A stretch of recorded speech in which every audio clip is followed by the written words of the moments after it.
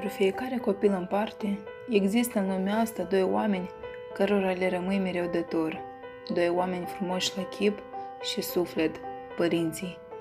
Baza unei frumoase familii o încep a crea nu altcineva decât ei, din dragostea și responsabilitatea lor, din grija și respectul, din înțelepciunea imensă.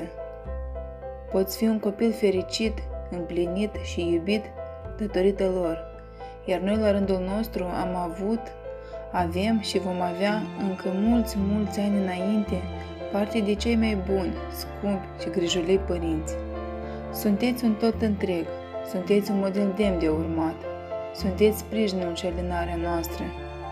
Suntem o familie mare, doar datorită vouă, o familie unde fiecare din noi este iubit și giugilit cum poate fi mai bine. În această zi frumoasă, ziua în care v-ați unit destinele, noi, rodul iubirii și înțelepciunii voastre, dorim să vă aducem cele mai sincere felicitări și un mare mulțumesc!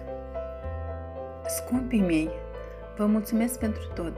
Vă mulțumesc pentru faptul că sufletul și inima voastră este atât de mare unde s-a găsit dragoste și grijă pentru mine și mica mea surioară. Vă mulțumesc pentru faptul că ați fost cel mai bun, grijuliu și înțelegător tată și cea mai bună, iubitoare și prietenoasă mamă. Vă sunt recunoscătoare pentru tot ce am primit de la voi, pentru un caracter puternic, pentru educație și pentru că sunt om realizat. Promit să fiu mereu alături de ori de câte ori este nevoie. Vă mulțumesc!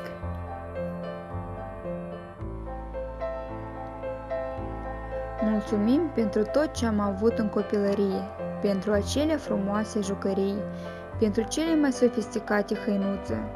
Mulțumim muncii voastre depuse zilnic, pentru nopțile nedormite, pline de grijă față de noi.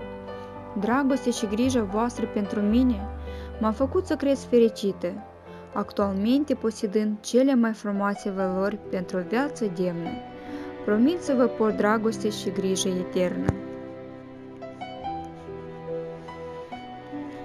Scumpi părinți, datorită vouă, fiind deja băiat mare, având o bună educație și bărbăție, pot cu ușurință păși în viață.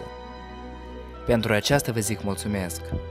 Mulțumesc că atunci de 20 de ani în urmă nu ați avut frică să-mi dați viață, să vă fiu prima experiență de a fi părinte. Dragostea și grija voastră pe deplin am simțit-o, datorită faptului că a fost una sinceră. Promit să vedeți din urma mea doar lucruri de laudă, să vă fac mândru de succesele mele, iar toate cele valori, tată, ce m-ai învățat, să le cresc în viitoarea mea familie. La rândul meu, dragi părinți, vă mulțumesc și eu pentru toate.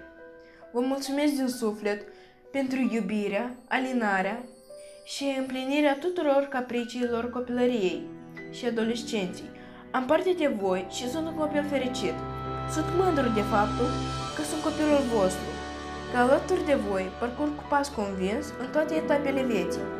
Îți mulțumesc din suflet pentru toate îndrumările și sfaturile, dragă tată.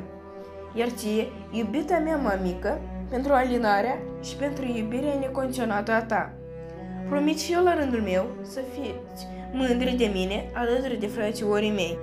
Iubiții mei părinți, vă mulțumesc pentru cea mai frumoasă viață dăruită, pentru că sunt cel mai fericit copil, cel mai iubit și dorit.